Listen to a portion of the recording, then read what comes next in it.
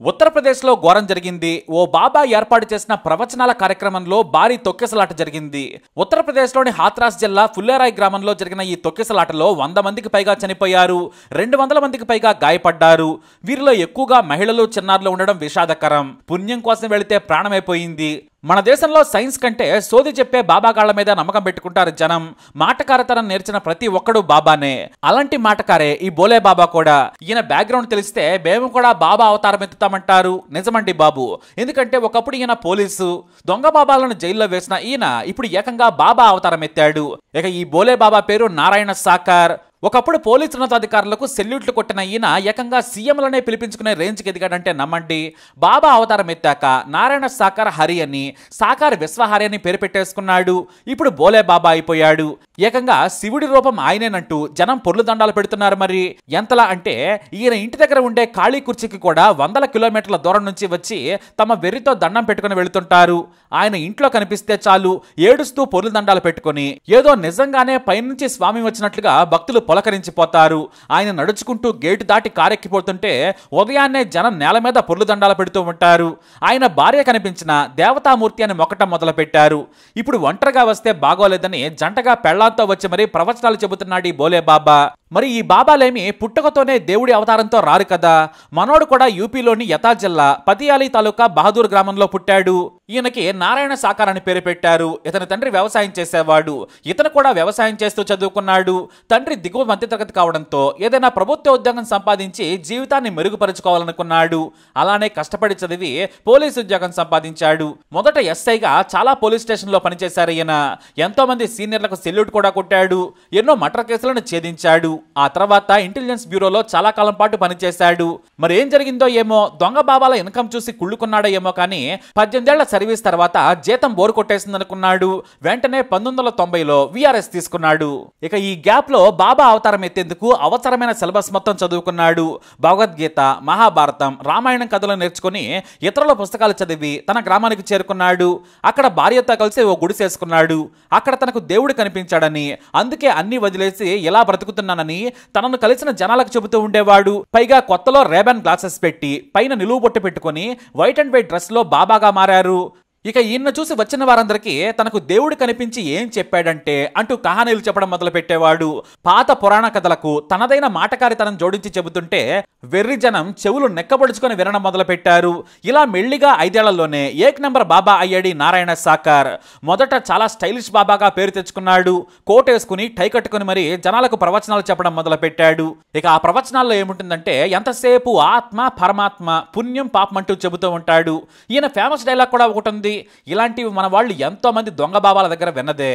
మనం సంపాదించుకున్న డబ్బును బ్యాంకులో వేసుకుంటాం, దాన్ని జాగ్రత్తగా అవసరమైనప్పుడు తీసుకుని వాడుకుంటాం. పుణ్యం కూడా అంతే. చేసే మంచి పని పుణ్యం కోటాలో అకౌంట్లో పడుతుంది. అదే పాపం చేస్తే మాత్రం ఆ వెంటనే మీరు డెబిట్ కార్డుతో తీయకున్నా కూడా ఆ పాపం వెంటాడుతుందని అందరికీ అర్థమయ్యేలా చెవిలో పూలు పెడతాడన్నమాట. మొదట ప్రవచనాలతో మొదలుపెట్టిన ఆయన మెల్లిగా పేరు మార్చుకున్నారు. ఆ తర్వాత తన పేరు చివరన హరి అని పెట్టేసుకున్నాడు. ఆ తర్వాత హరి విశ్వాస్, ఆ తర్వాత బోలే బాబా. అయితే సోషల్ మీడియాలో ఈ బాబా ప్రచారం చేసుకోడు. మొత్తం మౌత్ టాక్ తో గ్రౌండ్ లెవెల్లోనే ప్రచారం చేసుకుంటాడు. మొదట తన భార్యతో కలిసి రిచ్గా వైట్ అండ్ వైట్ కోట్ వేసుకుని కళ్ళజోడు పెట్టుకుని మేసాలు తీసేసి లైట్ గా లిప్స్టిక్ పూసి పైన బొట్టు, మెడలో దండతో జనాలకు దర్శనమిచ్చేవాడు. ఇక ఆ తర్వాత వైఫ్ తో కలిసి నిండుగా కనిపించి తనకు తోచిన మాటలు చెబుతూ జనాలకు భక్తిభావం పొంగించి తానే దేవుడయ్యాడు. ఆయన వస్తున్నాడంటే చాలు జనం ఎలా ఉంటారంటే ఒకవేళ అక్కడికి నిజమైన దేవుడు వచ్చినా కూడా సైడ్ ప్లీజ్ అని ఈ బోలే బాబాకు దండం పెట్టేంతగా ఎదిగిపోయాడు ఆయన. అయితే ఈయన చాలా జాగ్రత్తగా ఉంటాడు. బహుశా పోలీస్ బ్రెయిన్ కదా, దొంగ బాబాల కహానీలు, నేరాలు చూసి తన రూట్ మార్చేసి ఉంటాడు. జనాలను నమ్మించేందుకు బాబా వేషాలు వేయడు, కషాయం కట్టడు. కొత్తలో మోడర్న్ గా ఉండేవాడు. ఇక వయసు పెరిగాక తెల్ల చొక్కా, తెల్ల ప్యాంటు వేసుకుని తన భార్యతో కలిసి కూర్చొని ఇక మాటలు చెబుతూ ఉంటాడు. జనం ఆహా ఓహో అని వింటూ ఉంటారు. అలా మెల్లిగా యూపీ నుంచి మధ్యప్రదేశ్ కు, ఆ తర్వాత రాజస్థాన్ వరకు ఫేమస్ అయిపోయాడు. ఇక ఈయన భక్తులు కోట్లలో ఉన్నారంటే నమ్మండి. మరి ఈయనే చేపిస్తాడో లేదంటే వేరే వారు చేస్తారా కానీ దూర ప్రాంతాలకు వెళ్లి మరి ప్రవచనాలు ఇస్తుంటాడు. వేలల్లో జనం హాజరవుతూ ఉంటారు. అది కూడా పెద్దగా ప్రచారం చేయకుండానే. ఇక ప్రచారం చేస్తే పక్కన మోడీ మీటింగు, రాహుల్ గాంధీ మీటింగ్ ఉన్నా కూడా వాళ్ళు కూడా ఈగల కొట్టుకోవాల్సిందే. ఎందుకంటే వారికంటే ఈ బోలే బాబా చాలా ఫేమస్. ఈయన్ను దర్శించుకున్న, ఆయన చెప్పే ప్రవచనాలు విన్నా కూడా పుణ్యం కలుగుతుందనే ఓ వెర్రి నమ్మకం వారిలో ఏర్పడిపోయింది. అందుకే గత 2 దశాబ్దాలుగా చాప కింద నీరులా పేరు తెచ్చుకున్నాడు. అలానే ఎక్కడా కూడా మీడియాలో కనిపించడు. అలాగే తన ప్రవచనాలను వీడియో కూడా తీయద్దని చెబుతూ ఉంటాడు. అయినా కూడా కొంతమంది తీస్తూనే ఉంటారు. కాకపోతే ఆ ప్రవచనాల్లో వందల మంది వాలంటీర్లు వీడియోలు తీసే భక్తులను వారిస్తూ ఉంటారు. గ్రౌండ్ లెవెల్లో తెగ పాతుకుపోయాడు ఈయన. ఒకసారి అఖిలేష్ యాదవే ఈయన చెప్పే ప్రవచనాలు కాసేపు విన్నారు. ఆ తర్వాత ఈ బాబా తోపు, ఈయన మానవాళికి మేలు చేస్తున్నాడని 4 డబ్బా డైలాగులు కొట్టి వెళ్లిపోయారు ఆయన. ఇక యోగి ఆదిత్యనాథ్ సీఎం అయ్యకైతే ఈయనేదో హిందూ సమాజాన్ని ఉద్ధరిస్తున్నట్లుగా ప్రవచనాలు చెబుతూ ఉంటాడు. ఈయన ప్రవచనాలంటే అధికారులు కూడా అనుమతిస్తూ ఉంటారు. ఎంతలా అంటే కరోనా పీక్స్లో ఉండగా మనోడు ప్రవచనాలు చెప్పి కరోనా కేసులు పెంచి మనుషుల ప్రాణాలు తీసిన దేవుడు ఈయన. ఫరూఖాబాద్లో సత్సంగ్ను ఏర్పాటు చేశారు నిర్వాహకులు. కానీ పోలీసులు ఈ బోలే బాబాను వద్దని వారించారు. కానీ రాజకీయ పలుకుబడితో జిల్లా కలెక్టర్ మీద ఒత్తిడి తెప్పించారు. అయినా కూడా కేవలం 50 మందికి అనుమతించారు కలెక్టర్. కానీ అక్కడికి 50,000 మంది హాజరయ్యారు. అప్పటికే కరోనా పీక్స్లో ఉంది. కేసులు కూడా పెరుగుతున్నాయి. సిటీ మొత్తం జామ్ అయిపోయింది. ట్రాఫిక్ కుప్పకూలిపోయింది. ఇంకేముంది, పోలీసులు నిర్వాహకుల మీద కేసు పెట్టారు.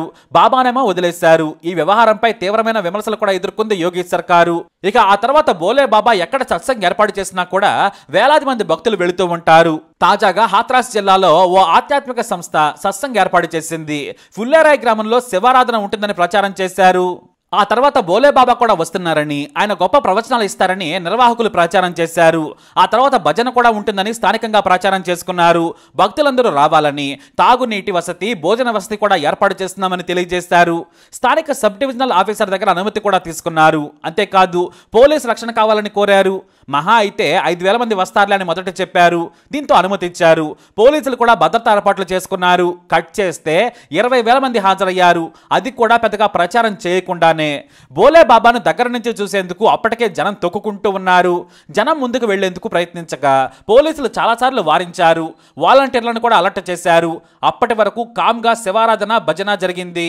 ప్రవచనం ముగిసే సమయానికి ఒక్కసారిగా వెనుక వైపు ఉన్నవారు ముందుకు తోసుకొచ్చారు. అంతే, పాపం మహిళలు, చిన్నపిల్లలు ఆర్తనాదాలు పెట్టుకుంటూ కింద పడిపోయారు. వారి మీద పడ్డ జనాలు తొక్కుకుంటూ వెళ్లడంతో పాపం ప్రాణాలు కోల్పోయారు చాలామంది. అప్పటి వరకు భక్తితో ఉన్న వారంతా ఆ దేవుడి దగ్గరికి వెళ్ళిపోయారు. ఓ మూర్ఖుడి సోది వినడానికి వచ్చి తమ కుటుంబాల్లో విషాదం నిండేలా చేసుకున్నారు. చిన్నపిల్లల చేతులు విరిగిపోయాయి. ప్రాణం లేకుండా పడి ఉన్న వారి మృతదేహాలను చూస్తుంటే కన్నీళ్లు రాక మానద్దు. అమాయకులైన పేదలు చనిపోయారు. వందలాది మంది గాయపడ్డారు. మరికొంతమంది తొక్కెసలాట్లో స్పృహ కోల్పోయారు. ఈ ఘటన జరగగానే బోలే బాబా మెల్లిగా జారుకున్నాడు. నిర్వాహకులు కూడా పారిపోయారు. అక్కడున్న ప్రజలు సాయం చేశారు. ఇక పోలీసులు ఉన్నతాధికారులకు సమాచారం ఇవ్వడంతో అంబులెన్స్లను పంపించి వారిని ఆసుపత్రికి తీసుకెళ్లారు. ఇప్పటి వరకు 100 మందికి పైగా చనిపోయారు. వందలాది మంది ఆసుపత్రిలో చికిత్స పొందుతున్నారు. తక్కువ మందికి అనుమతి తీసుకొని ఎక్కువ మంది భక్తులను రప్పించిన నిర్వాహకులను బాధ్యత లేకుండా వ్యవహరించిన బోలే బాబా మీద కేసులు పెట్టి జైల్లో పెట్టాలని జనం ఆగ్రహం వ్యక్తం చేస్తున్నారు. మరి మన దేశంలో మృతదేహాలకు పేదలకు విలువ ఉండదు కదా. వ్యానుల్లో తొక్కుకొని తీసుకెళ్లిపోతున్నారు పాపం. గౌరవంగా అంబులెన్స్లను కూడా కావాల్సిన ఏర్పాటు చేయలేదని ప్రజలు ఆగ్రహం వ్యక్తం చేస్తున్నారు. సీఎం యోగి ఆదిత్యనాథ్ టైగర్ అని ప్రచారం చేసుకునేవారు ఈ ఏర్పాట్లను, అక్కడి పరిస్థితులను చూసి కంటతడి పెట్టారు. మరీ ముఖ్యంగా చిన్నారుల మరణం వేధిస్తోంది. ఈ పాపానికి బాధ్యులెవరు?